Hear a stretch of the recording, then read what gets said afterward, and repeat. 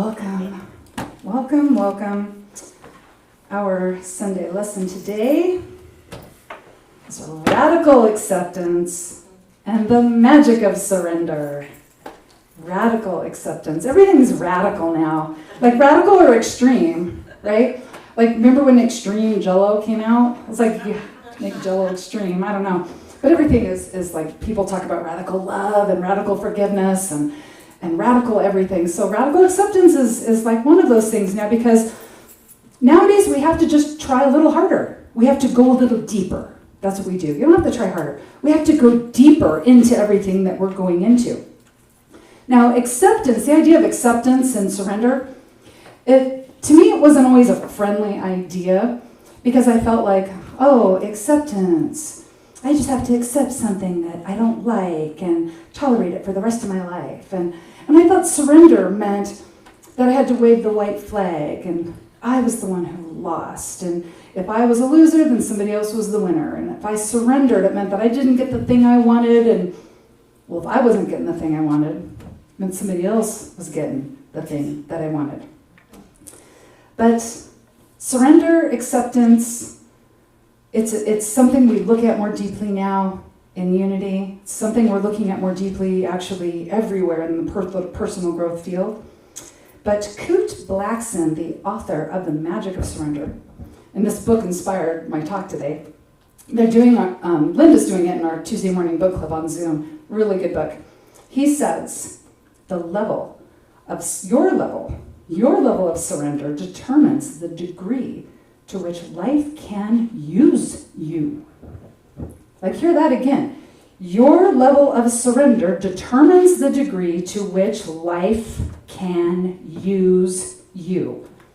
We are used by life. We are here to be the channel for life, to participate with the rest of life on this planet.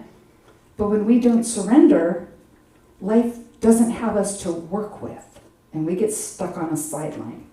So the more that we surrender, the more we practice this idea of surrender and radical acceptance, the more the infinite intelligence of the universe can work through us. Like we give it space. We make space within ourselves to call forth greater good into our life. So I think a lot of us will say things like, well, I'm good at surrendering. I just surrender. I can let this go. And I know that's how I am, right? If it's a big thing, that's a big thing. Like, I don't know, like if anybody here would think of this, but if you take a plane and you're going to travel across country, like is there anybody here would go pound on the cabin's door or the cabin door of the pilots and say, I think I should be flying this plane. I think I should be in control here. Right? Would you, like your flight attendant comes walking down the aisle, would you say, I think I really ought to be handing out the drinks. So you're handing out things is kind of weird. Like, I don't like how you're doing it. That's not how we do it at my house. Like, so I think any of us could say, like, something that big. It's like, well, yeah, I can surrender. I can surrender. So we do. We sit on the plane. I might be one of those people. I can kind of read on the plane, but mostly I'm gripping the handles. Breathe. Like, that's my version of surrendering. On a plane, that is. But how about in other parts of our life? Like maybe we're having a conversation with someone who voted for the other guy, and we want to set them straight. It's happening right now because, hello, can we surrender and let other people eat and pray and play and love and vote the way that they feel called to, the way that they really feel like is from their heart? Can we surrender and let other people do that? Or do we feel like we have to jump in and tell them how they got to do it? So where is our level of surrender really in the day-to-day stuff? So surrender is not giving up. Surrender is giving over to allowing something bigger to come through. Right? So think of that. Surrender is giving over. Surrender is letting something bigger than what we're used to, bigger than what we know, working through us. Surrender is the invitation to take all limits off of life itself. Anything you can imagine, anything you can dream of, if you're dreaming of it, it means you haven't created it yet. If you haven't created it yet, it means you're not really clear on how to create it. And if you're really not clear on how to create it, it means you have to be in faith so you can be guided to do the next thing so that you can create this new experience. You have to surrender to be able to do that. You have to surrender to receive divine guidance. Every time we walk in faith, we act in faith, we listen in faith, we respond in faith, we've surrendered. Because we cannot be in resistance and faith at the same time. All right, so we're allowing life to unfold when we surrender. So why does this matter? Why is it important that we get good at surrendering, that we get familiar with this idea of radical acceptance? It's important because life itself, the universe, is responsive. And if we are in a state of resistance, we're not interacting with life. So it's only when we've surrendered, it's only when we can accept what is happening here. When accepting, what that allows us to do is just to know what we're working with, that's all. Accepting, again, is not tolerating something. Accepting is observing so we can get out of our own way. Right? That's really what surrender is. It's getting out of our own way. So we're either, every day, all the time, we're either in surrender or we're in resistance. There's not a neutral zone. Right? We're either surrendered or we're being resistant. So if we are in resistance, what that's going to look like is, well, things have to go my way. Things have to be the familiar way. Things have to be the way that I understand.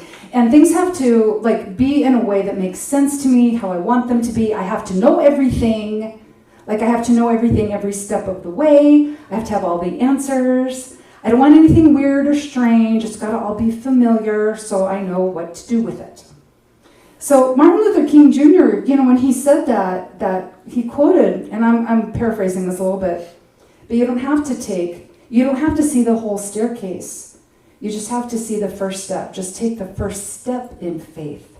That's all you have to do, is you're just taking that first step in faith. But if we are in resistance, we want to see the whole staircase and we want the guarantee. Resistance keeps us small. Because if we are in resistance, we look at that dark staircase and we never take that first step. We never make that motion forward. There's no movement happening. We're not participating with life. So acceptance is about, it's not tolerating, it is observing, and it's acknowledging what's happening right here and now. I acknowledge, it's getting a little warm in here, but our air conditioner's not working right now, so it just happened this morning. We'll be okay. We'll get that fixed. But yeah, it's okay. But I think it's warmer outside than it is in here, so we'll be good. We'll be good. But I'm acknowledging it. I'm not I probably actually won't think about it again now that I've said it because I have a lot of stuff to talk about. But when we observe our situation, our conditions, our environment, it expands our territory actually, because we can, when we just accept what's going on, then we're not putting any limits on life. Who knows what could happen, really? Who knows how God's going to show up in any given situation? When all we're doing is acknowledging that something is going on in our life. We acknowledge that there's a heavy-duty thunderstorm, so we want to leave. If we have to leave the house, we take an umbrella, we take a coat. And we leave 15 minutes early maybe, right? Because we're acknowledging the thunderstorm doesn't ruin our life. We just acknowledge what is so we can act differently to smooth out our experience a little. So being in acceptance, radical acceptance, being in surrender, or being resistant, the big difference is there with that is that if we are in resistance, we'll look at a condition and think, well, I wish I had this thing that would fix this thing. But I don't have this thing that I'm wishing for to fix this thing in my life. This other thing's not happening, and this condition in my life, I don't like it, and it won't change until this thing out here happens. I have no control over what's going on out in my life, so I can't be happy until this is fixed, until this is changed. Where when we are in acceptance, when we have surrendered, we look at the situation we're in, and we just ask the question, well, okay, what is it that I have to work with? How can I do my best with what I've got here and now? One of my favorite stories about this idea of acceptance versus resistance is from the Apollo 13 story. Like the movie had Tom Hanks in it, right? And it was just, there's this one scene, like I watched it again yesterday, and it gave me chills, it always does. But the Apollo 13 launched on April 11th in 1970. That's my sister's day of birth, like she was actually born that day. But the Apollo 13 launched. It was supposed to be the third ship that would land on the moon. Like that was their goal, to land on the moon. But just a couple of days into their travels, they started having a buildup of CO2. The astronauts did not have time to get to the moon, and they did not have time to get back to the planet. They didn't have time to get back to Earth. And so they told, ground control, I guess, what was going on. Is that ground control? NASA? I don't know. Houston, we had a problem. Yeah, they had a problem. Yeah, Houston, they had a problem. And so what happened was they got this group of engineers into this big room with a big table, and this guy walks in with 2 big boxes, and he shows all these engineers. It's like, okay, this is what we need you to do. We got this filter, it's this big, and yet we've got a hole that's this big that this filter needs to go in, this size hole. Now all these engineers, right, did any of them say, well, if we could just get them the right filter. If we could just get them the right filter, everything would be fine. In the movie, you know what the engineers say?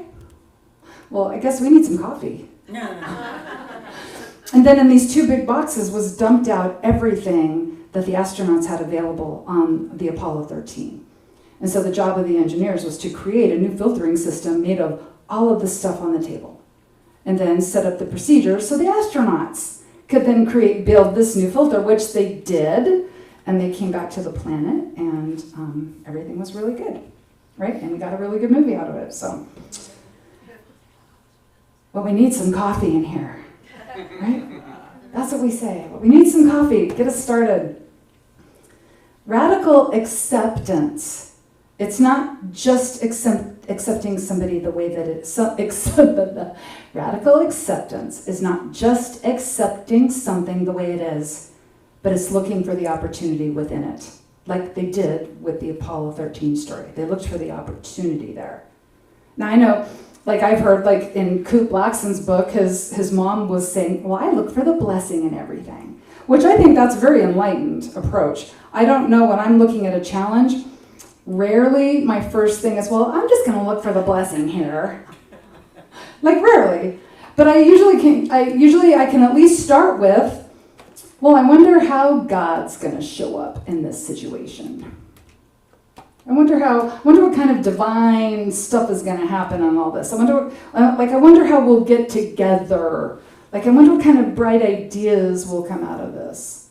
And then eventually it's well, really, it was just a blessing in disguise, right? But I don't start there. I usually don't start there. Life happens through us. We are designed for life to happen through us. And it happens through our ideas. And when we're acting in faith, we get brilliant ideas. We get divinely inspired. We get divine guidance. So we know the next best thing to do or the next right thing to do, no matter what's going on in our lives.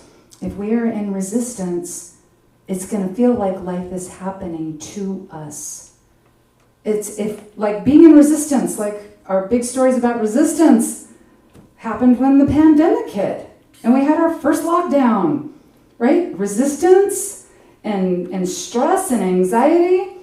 I don't know, eventually we were well, the blessing in this, there was all kinds of stuff. But when it first happened, it didn't feel like life was happening through us. It felt like SmackDown 2020.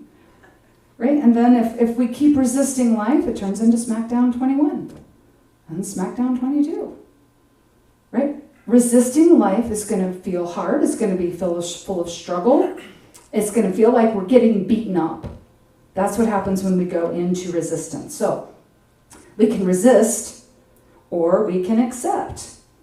We can decide, well, you know what? I'm not going to keep waiting for the perfect weather to do this thing I want to do. I don't need to wait for the perfect condition to do what I want to do. If we're in resistance, We need the perfect weather. We need the perfect conditions. We have our excuses. When we're in resistance, we have all of our excuses.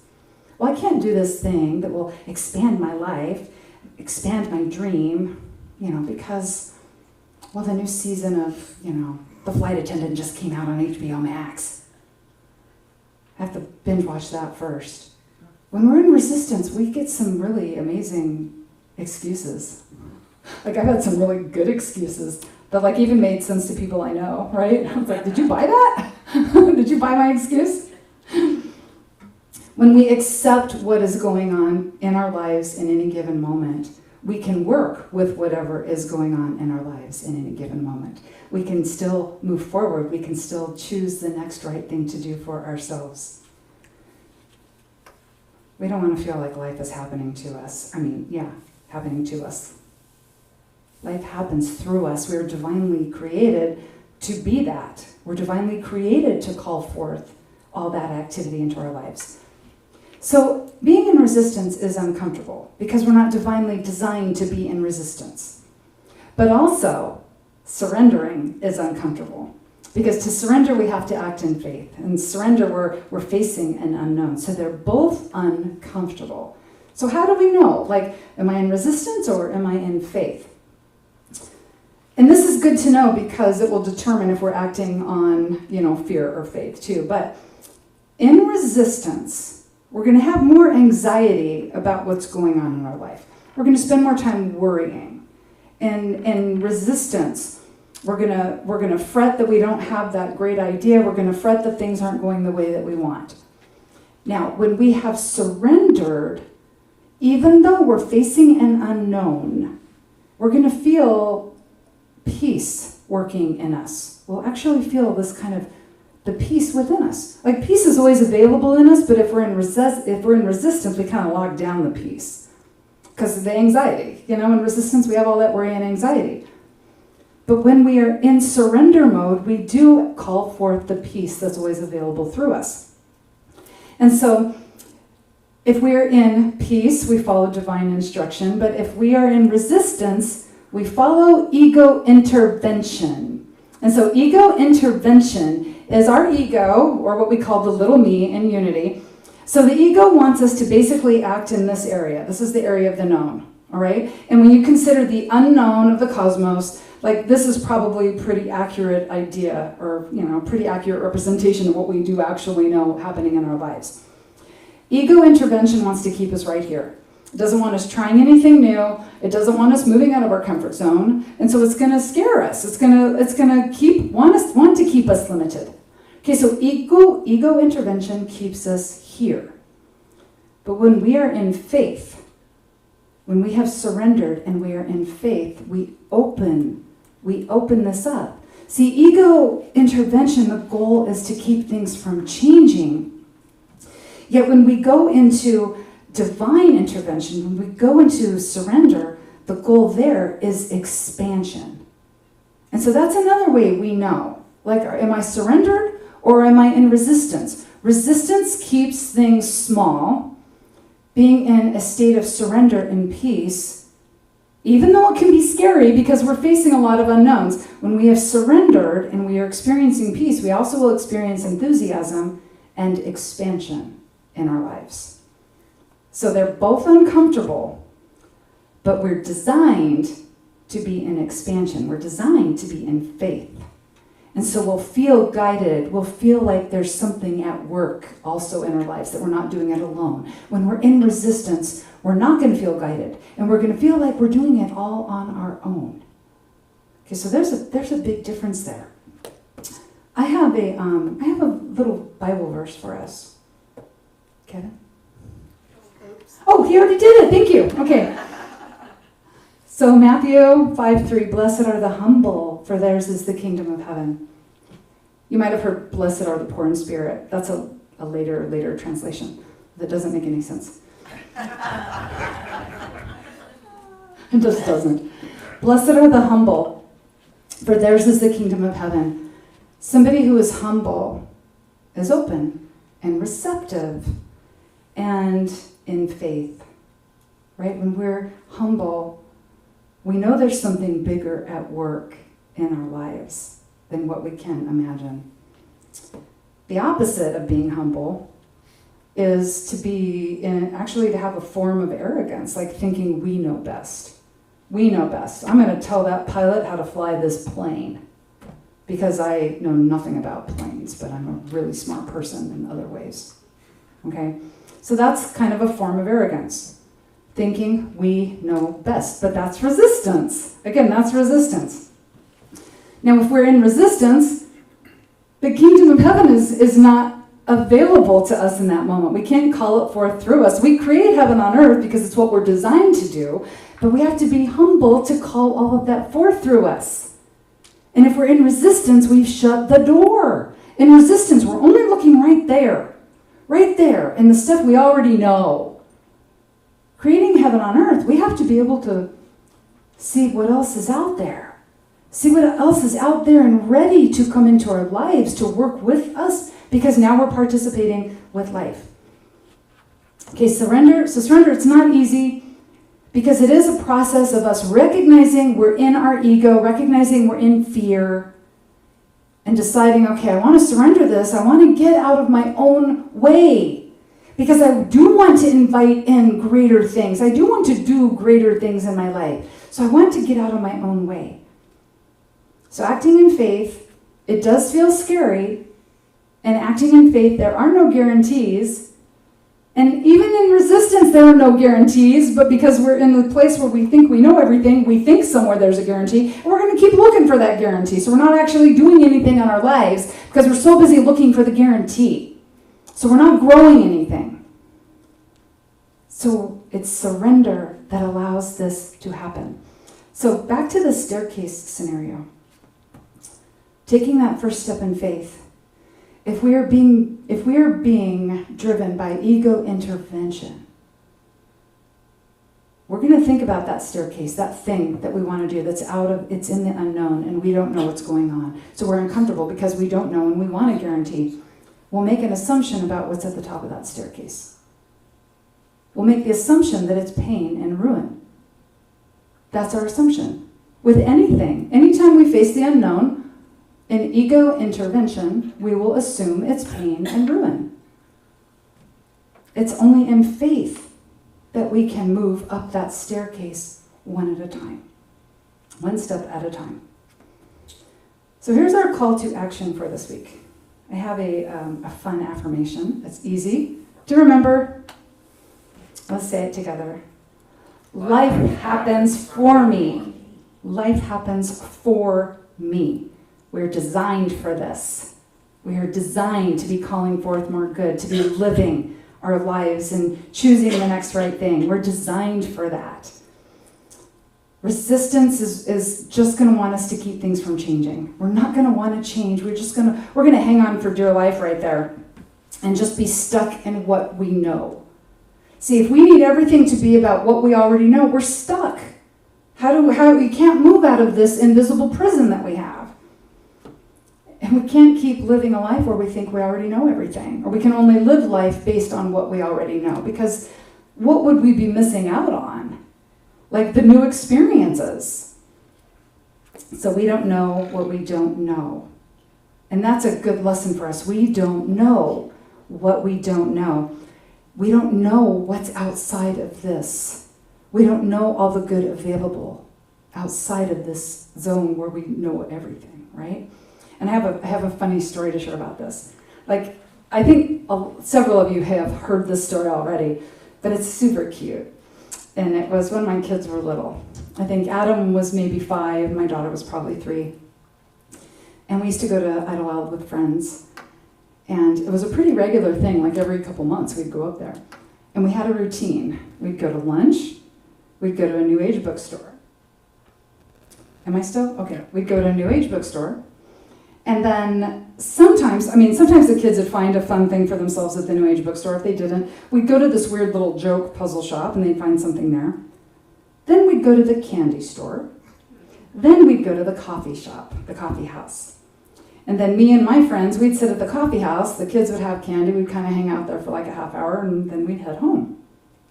And so one day we go through our routine, and I think on that particular day, it was just me and the kids, and we go walking up to the candy cupboard. I'm going to get the kids some candy. Well, this little girl comes walking out, and she has one of the, the chocolate dipped ice cream bars, right? You dip the vanilla in the hot, melty chocolate, and then you roll it in something. Well, this little girl had rolled hers in rainbow sprinkles. My kids, they look at that, and they're like, well, first of all, I think they're like, the candy cupboard has ice cream, Mom? And I was like, imagine that. But then they wanted the ice cream just like that little girl had. So we go into the candy cupboard, and because I'm tall, I can see the little station where they do the dipping, right? And they have a lot more than just rainbow sprinkles. I mean, rainbow sprinkles, right? They're just wax. They're just wax. They're pretty. They're fun to look at, but they're just wax. So I'm like, hey, there are other things you could roll your ice cream. No, Mom, we want the rainbow sprinkles. But yes, but they have, Mommy, we want the rainbow sprinkles. I'm like, okay, that's fine. We got them the ice cream with the rainbow sprinkles. We go, are you remembering this? We go walking outside. We sit down. They're eating their ice cream. And they are truly, truly enjoying this ice cream. Until this young man comes walking out of the candy cupboard. His ice cream had been dipped in mini marshmallows, chocolate chips, and M&Ms. And my kids literally were like, so the next time we went to the candy cupboard, they stood there and they're like, Mommy, you tell us everything that we could put on everything. Do not leave anything out. Right? So I told them. So what's kind of funny is like, not too long after that, I think we were at a restaurant and they wanted something that they'd seen somebody have, like a grilled cheese sandwich or something. And I said, well, do you want to hear everything else on the menu? We want the grilled cheese sandwich. Do you remember the candy cupboard and the ice cream? Tell us everything on the menu, Mom.